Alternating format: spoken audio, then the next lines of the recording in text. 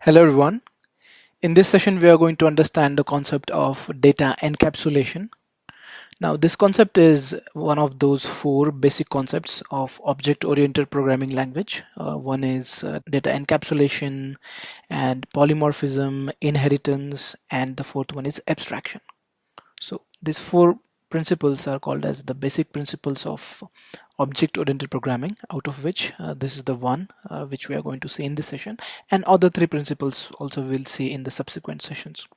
So data encapsulation is also called as data hiding. We are trying to hide the data, that is the member variables of our class, from other classes. Now there are various reasons for that. Again, let us try to understand this concept by taking the example. Let us create a class called as classroom. Okay, so let me create a class called as classroom. And in this class, I'm going to create two member variables called as a string subject.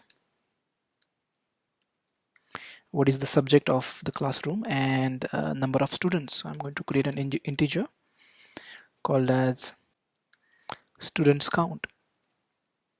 Okay, and then I'm going to create a simple method that will display the details of the classroom. So public void display details, and I'm going to create a simple sysout. So it will say this is a ABC classroom and it has XYZ number of students. So for example, it's a math classroom and it has 50 students. Okay, so simple class with two member variables and a method. Now let us create another class with a main method. Let's call it as classroom main. And let's select this public static void main to create a main method. And over here, yes, let's create the object of classroom class. Say cs1 is equal to new classroom, and using this cs1 object, let us set the value of subject is equal to say math, and cs1 dot number of students is equal to say 50, and cs1 dot let us say display details. Okay, so we have a class called as classroom, and this is a template. As we know, a class is nothing but a template, a blueprint, which will be used to create the object. So other classes can use it to create the object of this class and use the features of this class, use the intelligence that is built inside this class.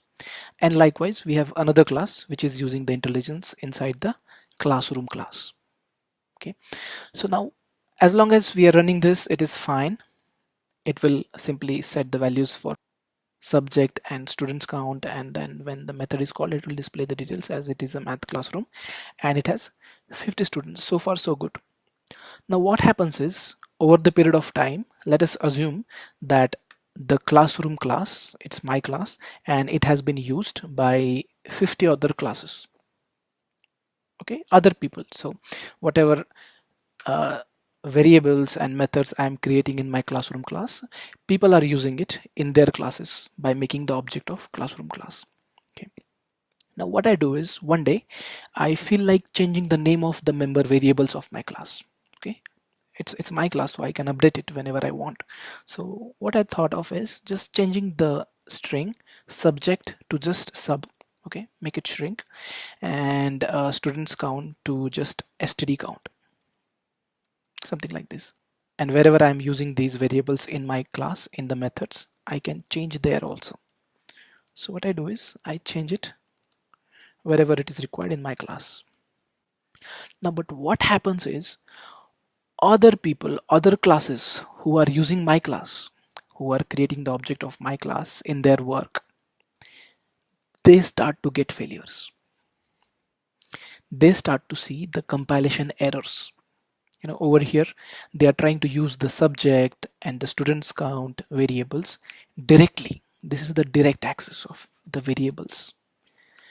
The variable subject and student count, those variables were getting accessed directly. So this is the one issue. Now whenever I'm changing the variables of my class, all others and we were assuming that 50 other people are using, or 50 other classes are using these variables directly, so they also have to make the changes in their classes. So this is increasing the maintenance and causing issues to others. So there are two issues in this case. Whenever I make changes to my variable names, then others who are accessing my variables directly, they also need to change the names. That is one issue. And other issue is I'm exposing these variables directly to the outside classes. Other classes are directly able to see what variables I'm using, and they are able to directly access the data and set the data into the member variables of my class. Because this is not a very good programming practice where you're exposing your member variables of your class to the outside classes. So to counter these two issues, what we do is, at the first place, we do not allow accessing the member variables directly. We say that if you want to access it, we will create you some other measures, other methods. You cannot access the member variables directly. So what is the best way to do that? Make them private. The best way to do that is make them private. So private string sub and private int student count. So this will resolve my first issue. No one will be able to access them directly, because when you make a variable or a method as private, we know that the scope is limited to the class itself. It cannot be used anywhere else but inside the same class. Okay, that resolved my first issue, that now I'm not exposing my class level variables to the outside world. But now, how should I allow others to access them even indirectly? Because still I want other classes, when they create the object of my class, I want them to set the data and get the data from my variables. So that can be done by using getters and setters. So not directly, but indirectly we can allow others to access the values or to set the values from the member variables of the class. So we can create some getters and setters. How to create getters and setters? Simply right click and go to source, and then from there go to generate getters and setters over here. Right click on the class and then go to source and then go to generate getters and setters, and when you click over here you will see a window where you will see the member variables of your class.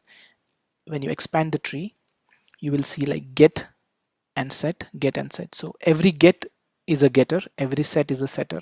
So for now I'll select everything and click OK, and you will see 4 methods got created. When you see the first method, that is get sub, which is just returning the value of sub, that is subject. So if a user uses this method, what it is going to return, or what a user is going to get, is the value inside the sub variable. It's a getter. Another getter, public int get student count. What it is going to return? Student count, the value inside the student count. So indirectly we are allowing others to get the value from these variables.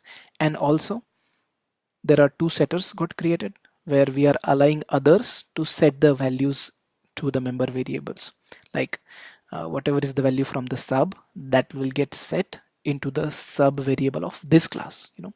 To avoid the confusion in between the method level sub and the class level sub, we use this keyword. So the value from the argument sub gets assigned to the sub variable of this class. And similarly for student count. So using these getters and setters, the other classes can still access the value or set the value into the member variables of my class. Now we can control what getters to create or what setters to create. For example, let me go over there again, source and generate getters and setters. So over there I can control, like for example, I want to just allow the get access to the student count, and I just want to allow the set access to the subject. It's up to me. So we can allow what level of access we want to specify. So for my variable, I just want to allow them to get the value, not set the value. So I will just create a getter, not setter, something like that. Okay, for now I will have everything created over here, and we can see those 4 getters and setters created. Now when other classes uses getters and setters, they are not going to face the issue when I change the name of the variables in my class. How? In this case, by using the CS1 object, let us set the subject. So instead of using the subject variable directly, CS1 object will use set subject. So subject is math in this case, and cs1 dot set student count, say 50. So what's happening? Say math and 50 are getting assigned to the subject and student counts variables of the classroom class, but not directly, but indirectly. So the program is going to get executed in the same way.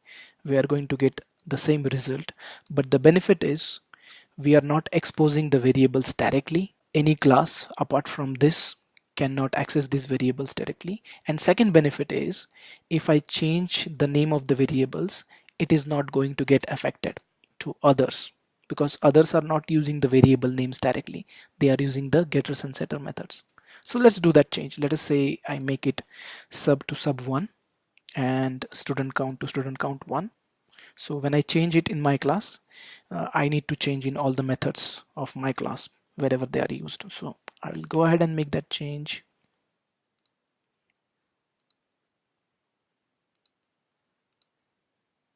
Okay, so I updated these variables wherever required in my class, and see, it is not causing any failure in the classroom main method.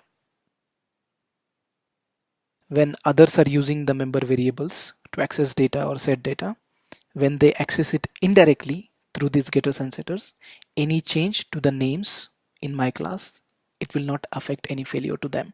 So it will resolve the second issue also. And these methods, these small getters and setters, they look like small capsules, and inside them we have the data. So they kind of look like small data capsules, and this concept is called as data encapsulation or data hiding, where the actual data is hidden in these wrapper methods. Small methods look like capsules, and that's why it's called as data encapsulation. Okay, so two things: how to create getters and setters. Right click, go to source and generate getters and setters, and you can control what getters to create and what setters to create, and depending upon that, others can access or set the values to the member variables of your class.